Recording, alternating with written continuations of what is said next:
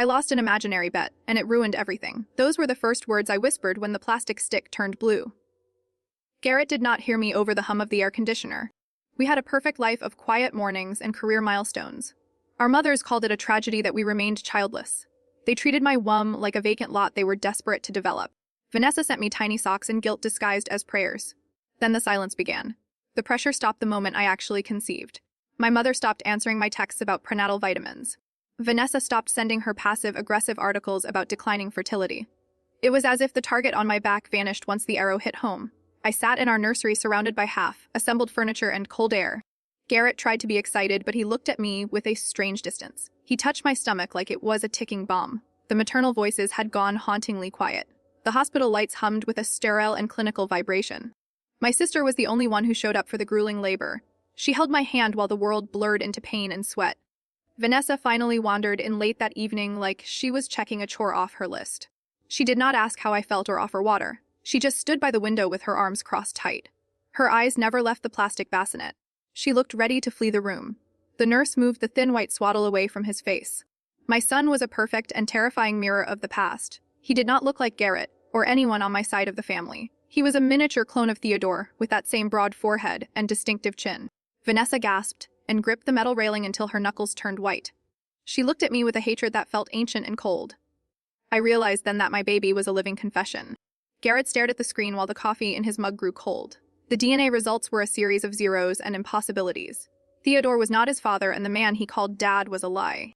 My heart hammered against my ribs like a trapped bird. Vanessa had admitted to a drunken night with a cousin named Graham decades ago.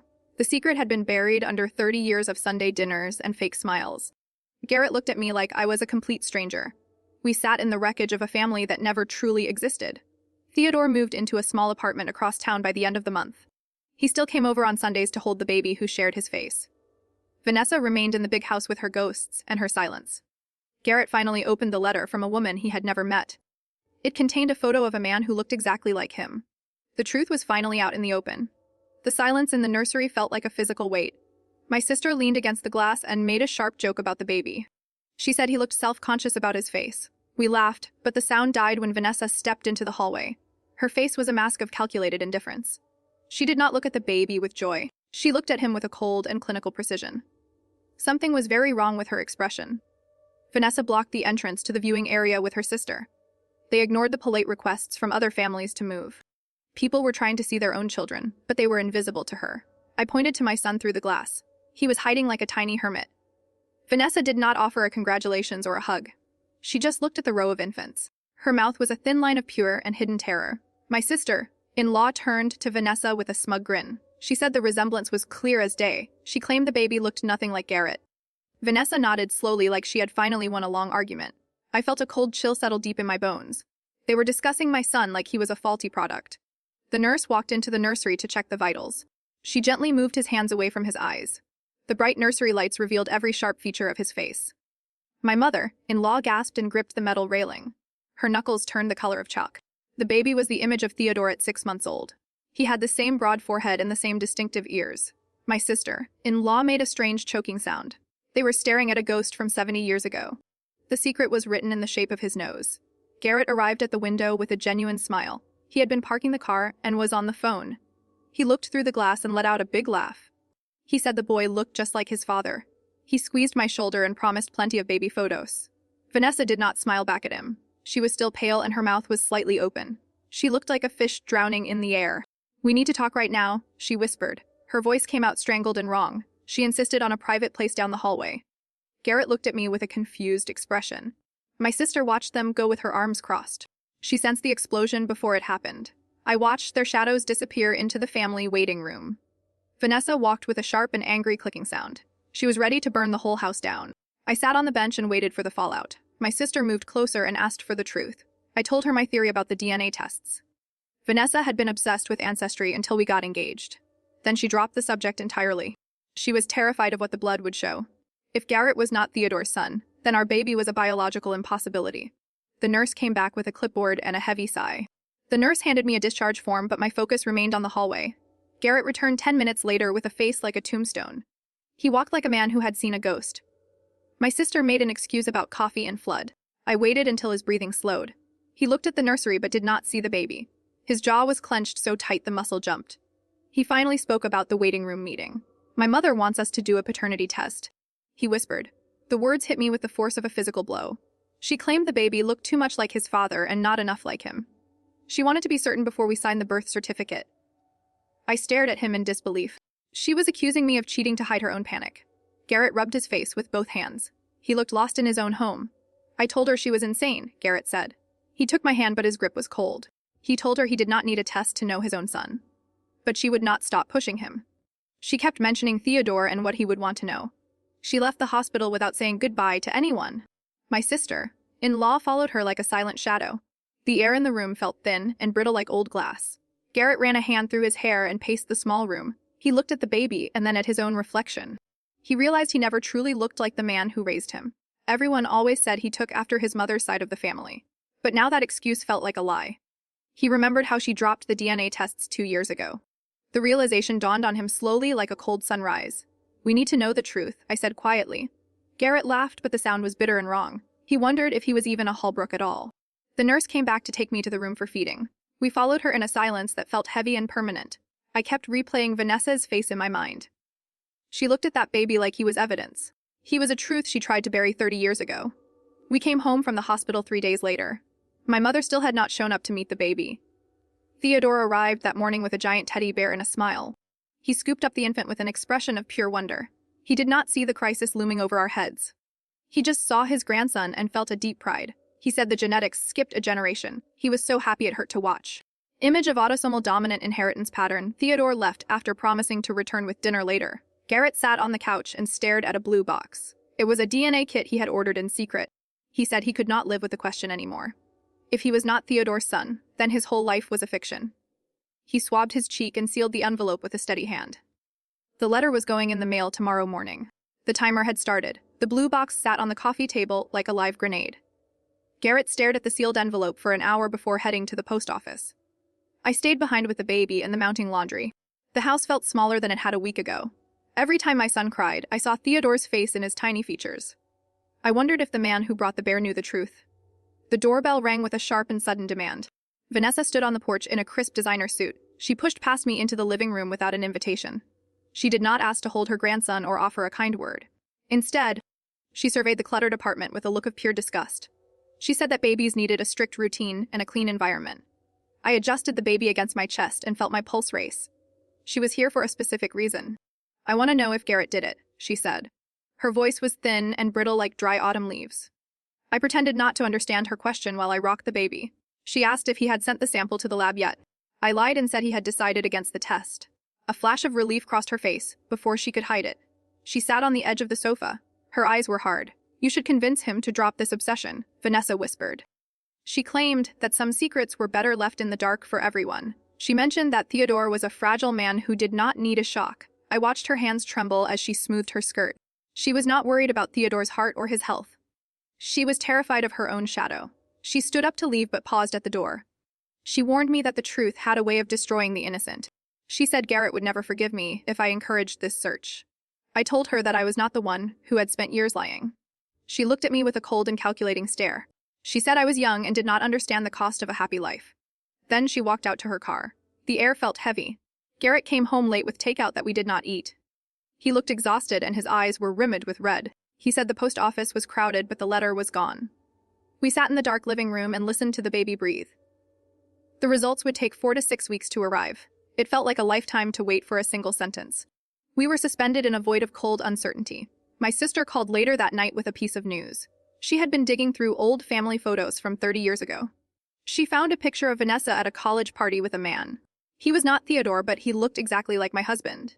My sister sent the digital file to my phone with a warning. The man in the background was wearing a name tag. It said Graham. This was the father. I zoomed into the grainy image on my phone screen. The man named Graham had Garrett's exact jawline and a reckless smile. He stood with his arm draped around a younger, radiant Vanessa. Behind them, the party was a blur of 80s fashion and cheap beer. I looked from the screen to my sleeping husband on the sofa. The resemblance was an undeniable and terrifying physical fact. Garrett did not look like Theodore because he was never his son. The weight of the digital photo felt like lead in my hands. I spent the next hour searching public records for any mention of Graham. I found a marriage license and an old obituary from a small town. He was Theodore's first cousin, a detail that explained the baby's confusing features.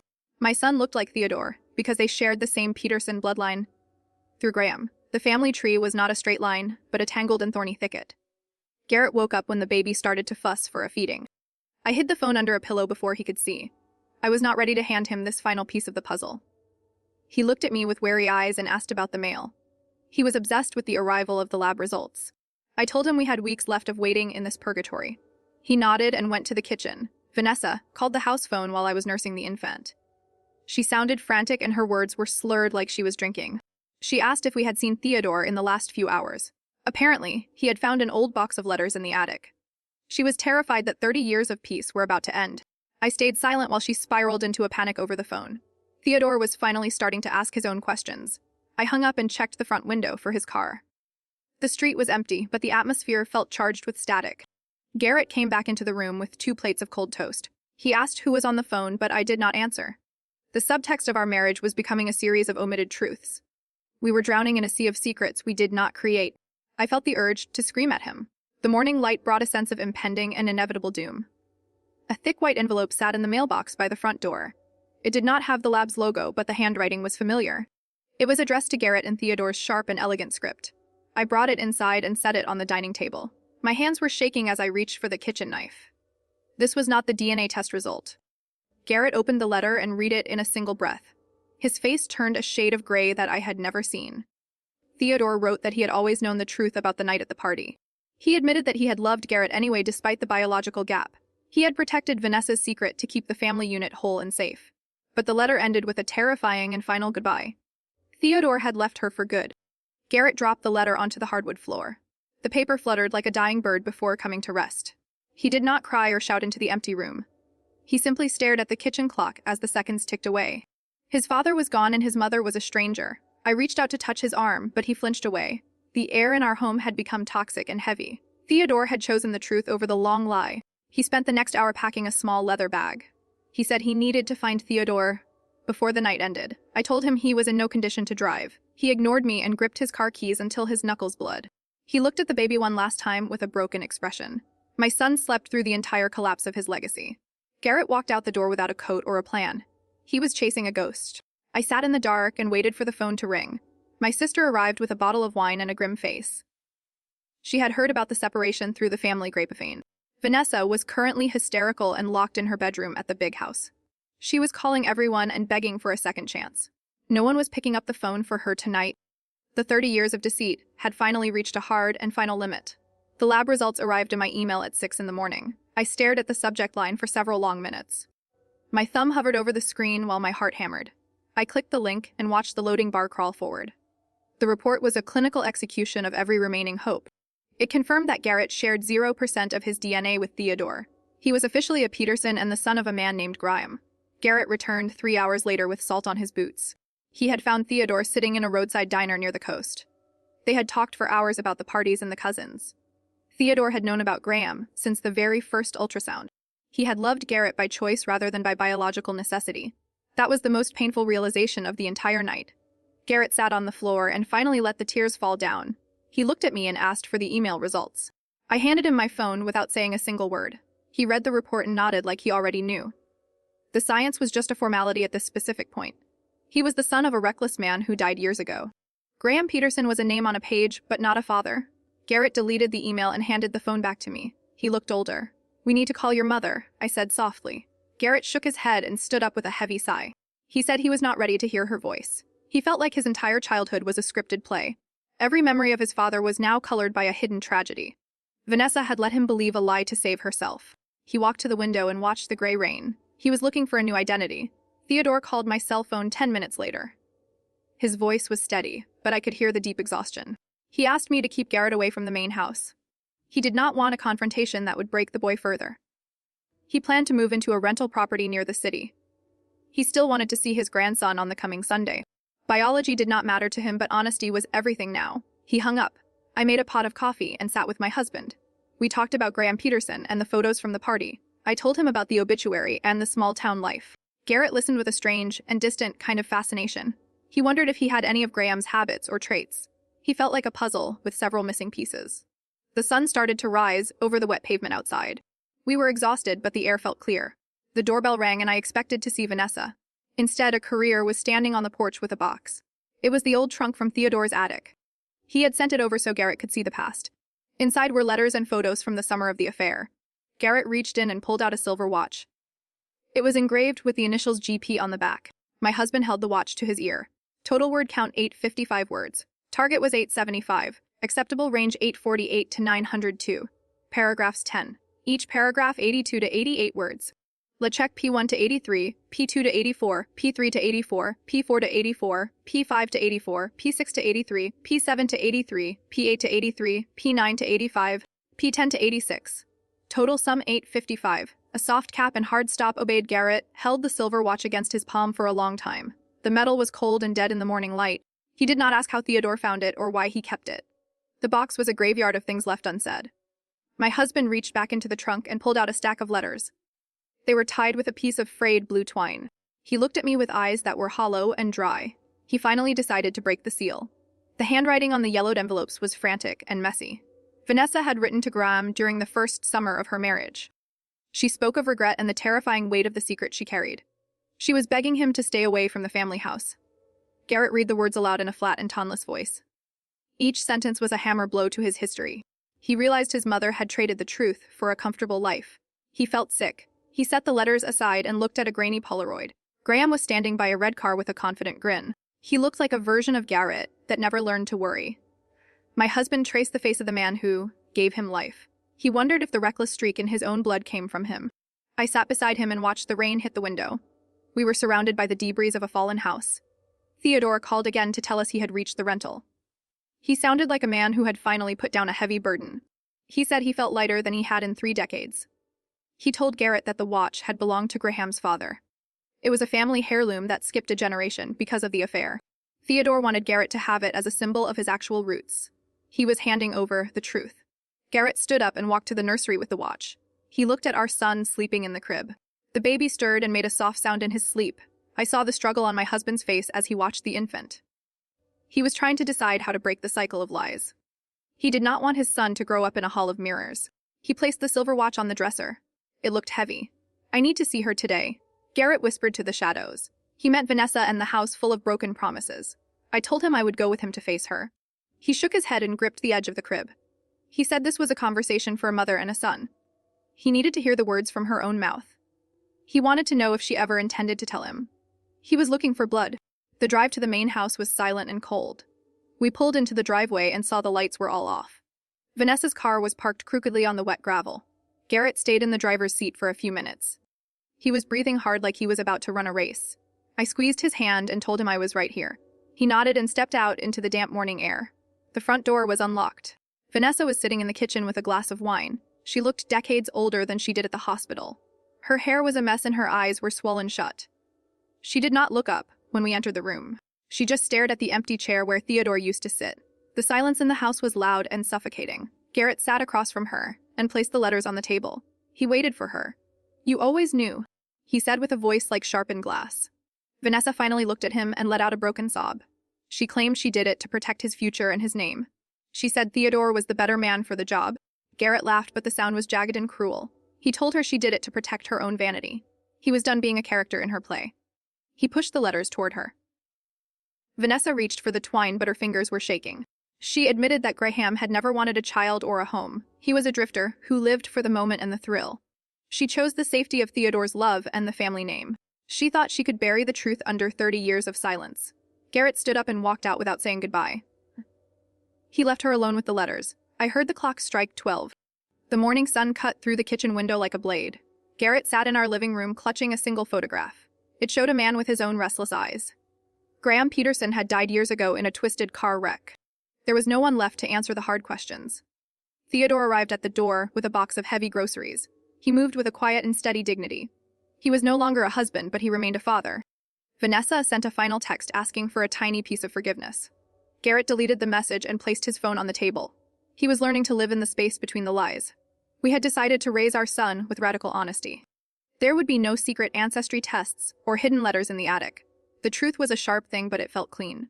Theodore sat on the floor and reached for the baby. He looked completely at peace. My mother arrived with a soft blanket and a genuine apology. She admitted her jealousy had made her a stranger to my needs. We sat on the porch and watched the cars go by. She held her grandson and promised to be present this time. It was a small and fragile start to a new life. The tension in my shoulders finally began to fade away. I realized that my sister had been right all along. We were building something real. Theodore told us that he had finally signed the lease. His new apartment was close enough for Sunday morning visits. He still looked at the baby and saw the Peterson chin. It did not bother him, because his love was not biological. Garrett asked if he would ever speak to Vanessa again. Theodore paused and looked out at the gray horizon. He said that some bridges are meant to stay burned down. He was done with the shadows. Garrett opened the final letter from Graham's sister yesterday afternoon. Margaret wanted to meet the nephew she never knew she had. She sent a photo of Graham holding a silver trophy. He looked like a ghost staring back from a distant era. Garrett felt the weight of his own history shifting under him. He was a Holbrook by name and a Peterson by blood. He decided to write her back. The circle was starting to close. The nursery was quiet as I tucked our son into bed. He had the face of a man who was not his father. Yet he had the heart of the family that stayed. We had lost an imaginary bet, but we had won the truth. Garrett stood in the doorway and watched us both. He held the silver watch and checked the time. It was the start of a brand new day. The silence was finally a comfort.